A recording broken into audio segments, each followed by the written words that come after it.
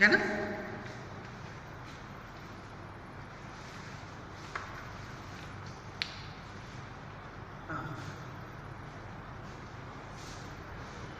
మనం ఇంతకుముందు కవి పరిచయం వరకు చెప్పుకున్నాం. అది పార్ట్ 1. ఇక అదే ఈ భిక్ష పాఠంలో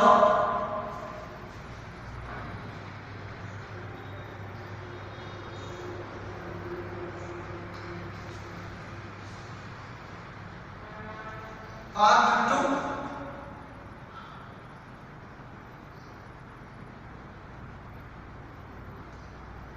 అదేనా? పార్ట్ 2. దీంట్లో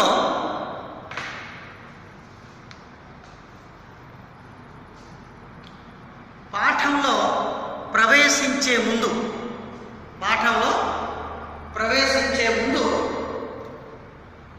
పాఠంలో వచ్చే ముఖ్యమైన ఘట్టాలకు సంబంధించింది కొన్ని సంఘటనలు, కొన్ని ముఖ్యమైనటువంటి అంశాల గురించి వివరిస్తుంటాడు. పాఠంలో ప్రవేశించే ముందు కొన్ని ముఖ్యమైనటువంటి ఈనాడు భిక్ష అనే మాట కేవలం అడుక్కు తినడం అనే అల్పార్థానికి పరిమితమైంది. ఇప్పుడు మనం భిక్ష అనే ఒకళ్ళ ఎవరు అడుగు తినడానికి వస్తున్నారు అనేటువంటి ఒక అల్పార్థం అంటే కాస్త చీపులు చూస్తాం.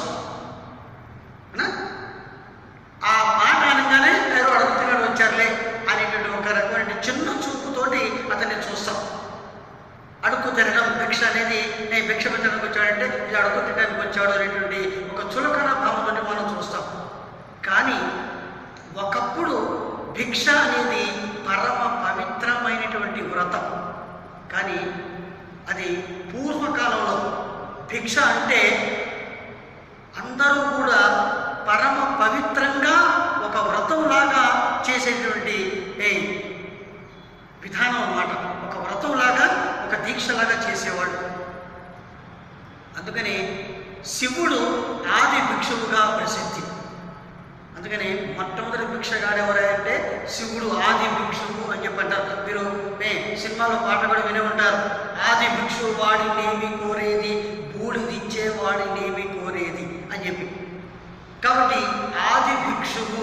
అందుకనే భిక్ష వేసేవాళ్ళు కూడా మొట్టమొదటి ఇంటికి వచ్చినటువంటి నిజంగా తెలిసినటువంటి వాళ్ళైతే భిక్ష మడుకోవడానికి ఎవరైతే వస్తారో మొట్టమొదటి ఇంటికి వచ్చినటువంటి ఆ బిచ్చగాన్ని ఉత్త చేతులతో పంపిస్తారు. ఎందుకంటే దేవుడే ఆ రూపంలో వచ్చాడు అని వస్తాడు అనేది ఒక రకమైనటువంటి పూర్వీకుల భావన.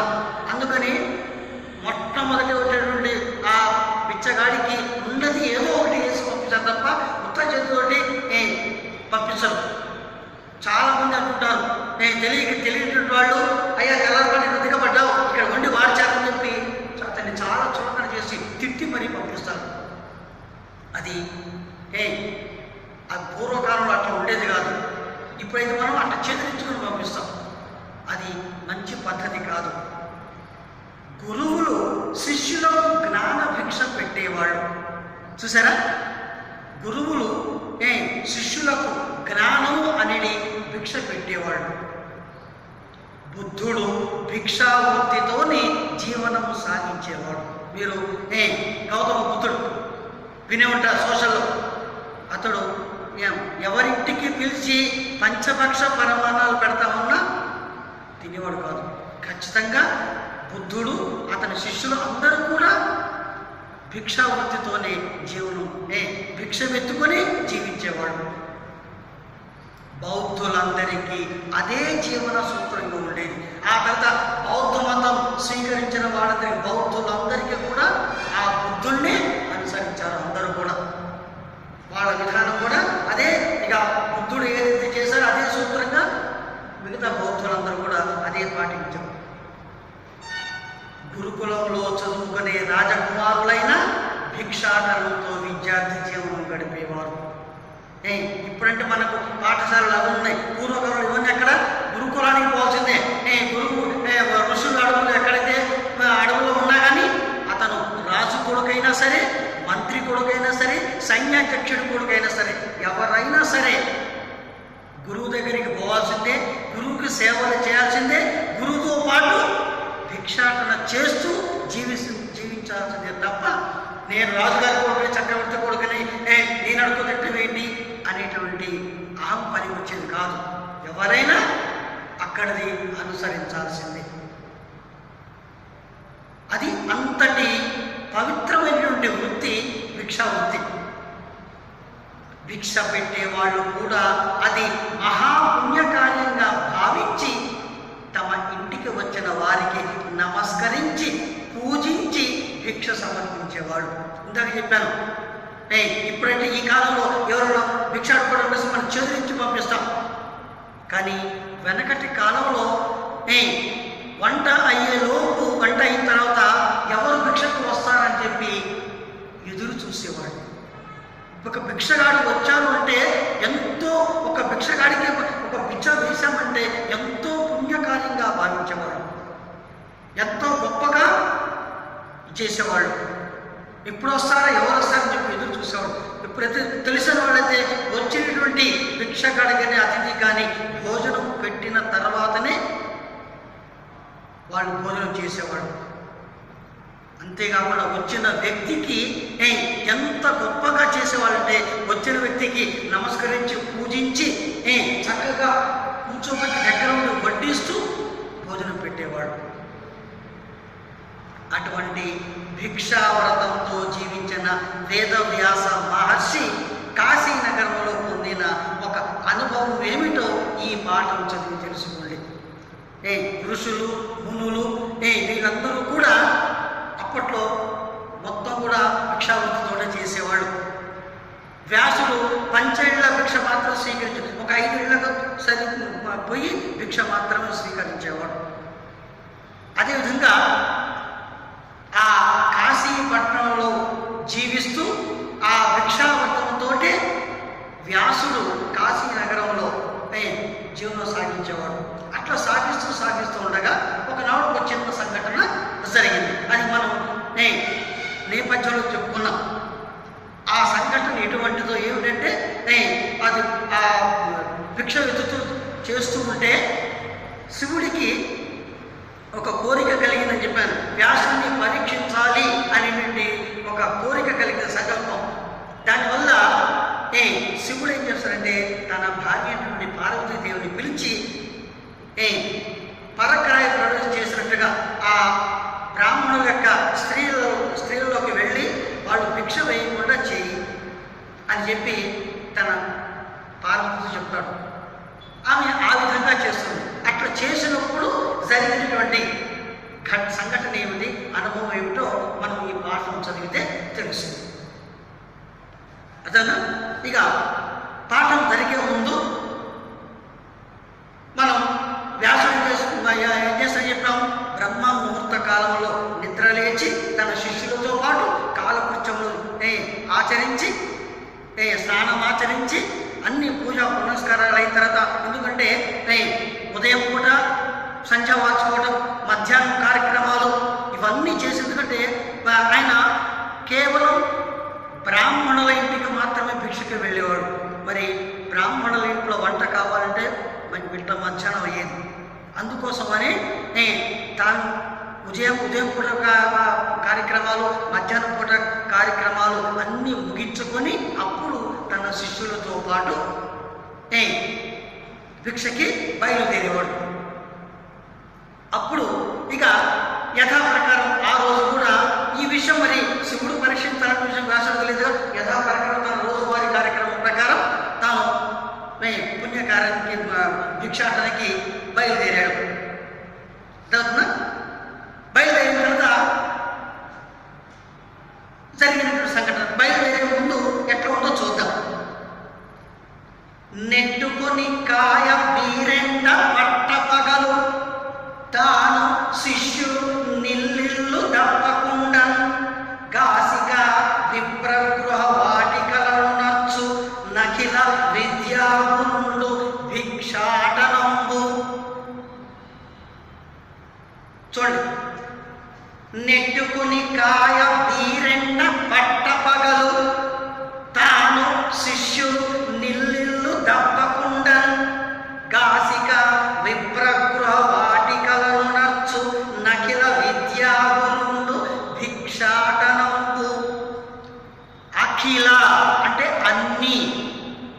విద్యా గురువుడు, అన్ని విద్యలకు గురు. అందుకనే నిన్న మొన్న ఒక 2-3 డేస్ బ్యాకే గురు పూర్ణిమ, మన సండే రోజు మన వ్యాసుడు జన్మదిన సందర్భంగా, వ్యాసుడి యొక్క జన్మదిన సందర్భంగా గురు పూర్ణిమ జరుపుకుంటారు. ఎందుకంటే అన్ని విద్యలకు ఆయన గురు. మనం చెప్పుకున్నాం ఆయన ఏమేమి చేశాడో, ఎట్లా వేదాలని, మహాభారతాన్ని, భాగవతం ఎట్లా రచించాడో, ఇవన్నీ చెప్పుకున్నాం. అందుకని అన్ని విద్యలకు గురువు అయినటువంటి అఖిల విద్యా గురువుడు, అన్ని విద్యలకు గురువు అయినటువంటి ఆ వ్యాసుడు నెట్టుకొని కాయ బీరెండ భయంకరమైనటువంటి ఎండ. బీరు అంటే భయంకరమైనటువంటి ఎండ, బీరెండ భయంకరమైనటువంటి ఎండ పట్టపగలు. మరి భయంకరమైన ఎండ ఎప్పుడు వస్తుంది? పట్టపగలు. మిట్ట మధ్యాహ్నం నెట్టుకొని కాయ అంటే తీవ్రంగా ఎండ కాస్తూ ఉంటే, కాయ అంటే కాయ కాటమని కాదు, అక్కడ పట్టపగలు భయంకరమైన తీవ్రమైనటువంటి ఎండ కాస్తూ ఉండగా, వస్తూ ఉండగా, తాను అంటే వ్యాసుడు, శిష్యులు, తన 10,000 మంది శిష్యులు కాశిక విప్రగృహ వాటికల అనొచ్చు. కాశికా నగరంలో ఉన్నటువంటి విప్రగృహాలు, విప్రులు అంటే బ్రాహ్మణులు, విప్రులు అంటే బ్రాహ్మణులు, ఆ బ్రాహ్మణ యొక్క గృహాలు ఉన్నటువంటి వాటికలు అంటే వీధులు, అంటే బ్రాహ్మణుల ఇళ్ళు ఉన్నటువంటి వీధుల వెంబడి ఇల్లు తప్పకుండా ఆ బ్రాహ్మణుల యొక్క ఆ వీధుల్లో ఉన్నటువంటి, బ్రాహ్మణ వీధుల్లో ఉన్నటువంటి ఏ ఇల్లు, ప్రతి ఇల్లు తప్పకుండా వదిలిపెట్టకుండా, ఏ ఇల్లు కూడా వదిలిపెట్టకుండా వనర్చు చేసెను. భిక్షాటనంబు భిక్షాటనం చేశాట. పట్టపగలు మిట్ట మధ్యాహ్నం భయంకరమైన ఎండ కాస్తూ ఉండగా, అన్ని విద్యలకు గురువు అయినటువంటి ఆ వ్యాసుడు తాను తన శిష్యులతోటి ఆ బ్రాహ్మణుల యొక్క గృహాలు ఉన్నటువంటి వీధుల్లో తిరుగుతూ ఏ ఇల్లు కూడా వదిలిపెట్టకుండా భిక్షాటన చేశాట. చూసారా? నెట్టుకొని కాయ అంటే తీవ్రంగా కాస్తూ ఉండగా, అంటే బాగా వేడిగా. నెట్టుకొని కాయ బీరెండ, బీరు ప్లస్ బీరెండ,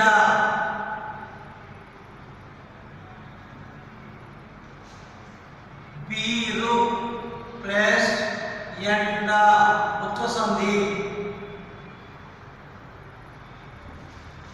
ఉత్వసంధి. బీరు అంటే భయంకరమైనటువంటి, పట్టపగలు, పగలు ప్లస్ పగలు,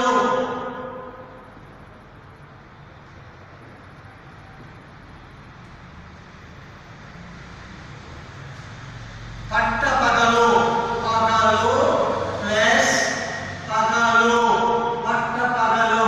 ఆమ్రేడిక ద్విరుక్తకార సంధి, ఆమ్రేడిక ద్విరుక్తకార సంధి,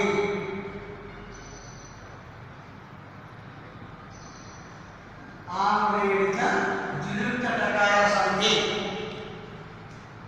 పట్టపగలు.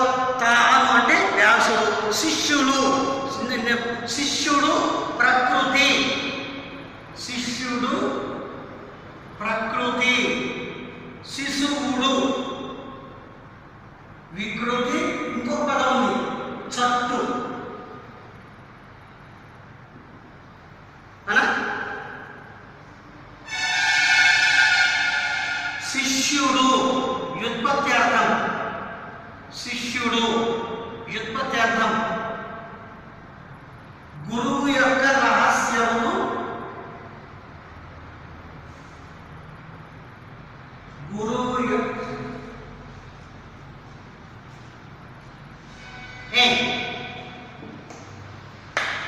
శిష్యుడు. ఇల్లిల్లు, ఇల్లు ప్లస్ ఇల్లు, ఇల్లిల్లు ఆమ్రేడిక సంధి, ఇల్లిల్లు తప్పకుండా. కాశిక విప్రులు,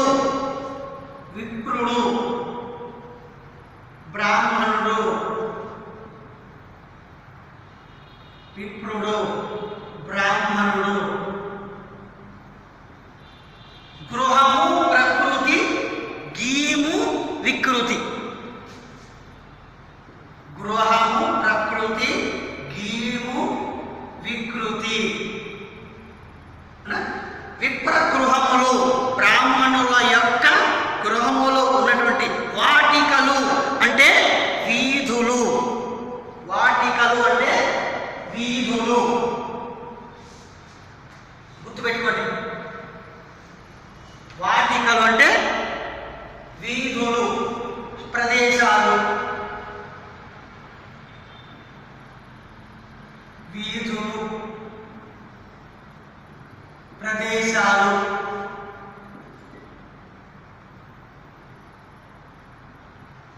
శ్మశాన వాటిక అంటారు. వాటికంటే ఆ ప్రదేశం అంటే బ్రాహ్మణులు ఉన్నటువంటి ప్రదేశం అంటే ఆ వీధి. వాటికలలో నచ్చు అఖిల విద్యాగురుండు. అఖిల విద్యాగురుండు, అఖిల విద్యలకు గురుండు. షష్ఠీ తత్పురుషం. విద్యా ప్రకృతి, విద్య వికృతి. విద్యా ప్రకృతి, విద్య విద్య వికృతి. ఓకేనా? అఖిల విద్యాగురుండు భిక్షాటనంబు. భిక్ష ప్లస్ అటనంబు. భిక్షాటనంబు సవరణ తిరగతుంది. నేను చెప్పుకున్నాం మనం ఇంత పాఠం చెప్పుకున్నాం. అటనము అంటే తిరగటం. భిక్ష కోసం భిక్షాటనము, భిక్ష కొరకు అటనము అంటే తిరగటం. భిక్ష కోసం ఇల్లు ఇల్లు తిరగటం. అట్లా అన్ని విద్యలకు గురువైనటువంటి వ్యాసుడు మిట్ట మధ్యాహ్నం పట్ట పగలు భయంకరమైన ఎండ కాస్తూ ఉన్నటువంటి సమయంలో తాను తన శిష్యులందరితోటి కలిసి ఆ బ్రాహ్మణ వీధిలో ఏ ఇల్లు కూడా తప్పకుండా భిక్ష కోసం తిరిగాట. తిరిగినప్పుడు ఏం జరిగిందట? ఎవరికి వాళ్ళే ఈ పార్వతీదేవి శివుడు చెప్పారు కదా, అప్పుడు పార్వతీదేవి వాళ్ళందరినీ మేనేజ్ చేసింది.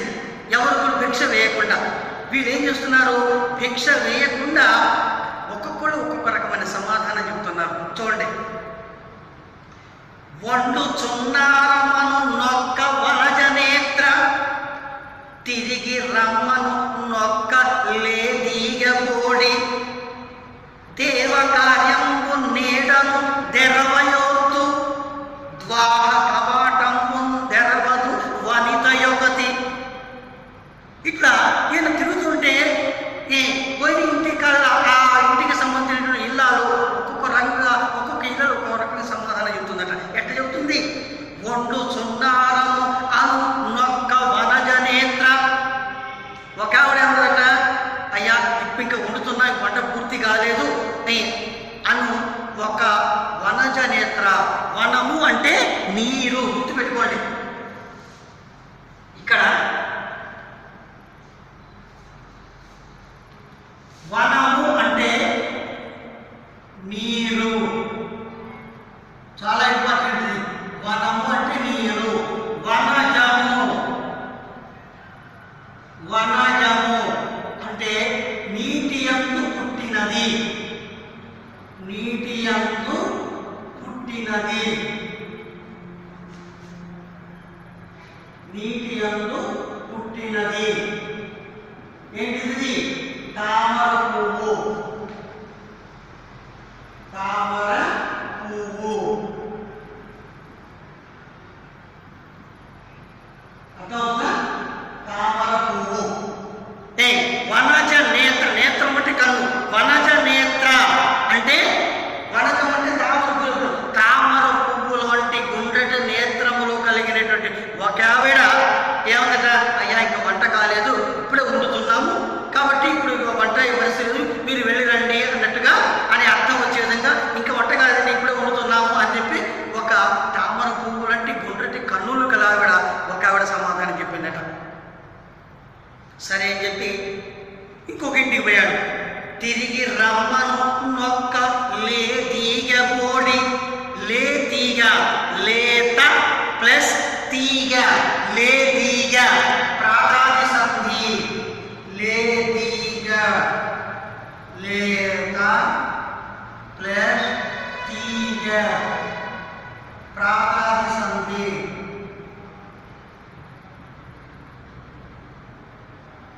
ప్రాతాది సంధి.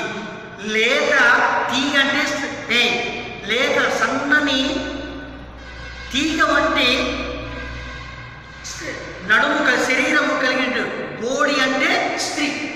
బోడి అంటే స్త్రీ. సన్నటి తీగ లాంటి సన్నగా ఉన్నటువంటి ఒక స్త్రీ ఏమైనా సమాధానం చెప్పినట్ట?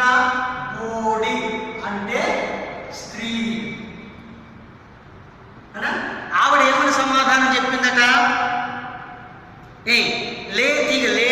లేత తీగ వంటి సన్నని ఆకారము కలిగినటువంటి ఒక స్త్రీ ఏం చెప్పిందట?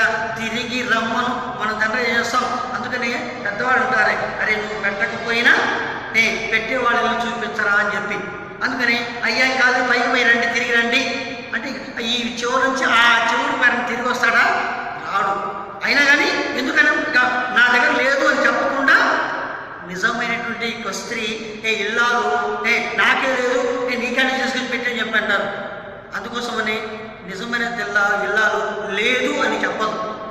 అయ్యా పైకి పోయిరండి, పైకి పోయి ఈలోపు నా వంట అయితే పెడతాను అని అర్థం వచ్చే విధంగా ఆ పైకి పోయి తిరిగి రండి అని చెప్పి ఒక ఆవిడ అన్నదట. అదనా తిరిగి రమ్మను నొక్క లే తీగ బోడి. అయ్యా పైకి పోయి తిరిగి రండి అని చెప్పి లేత తీగ వంటి సన్నని ఆకారం కలిగిన స్త్రీ ఆ విధంగా సమాధానం చెప్పిందట. ఇంకొక ఆవిడ ఏం చెప్పింది? దేవకార్యము నీడను తెరవయోత్తు. తెరవ అంటే స్త్రీ. తెరవ అంటే స్త్రీ.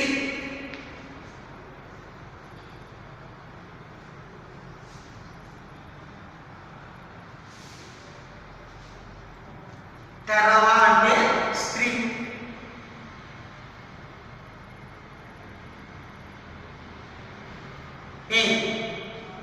ఒక స్త్రీ ఏమన్నదట? తెరవ యోత్తు అంటే ఒక ఆవిడ.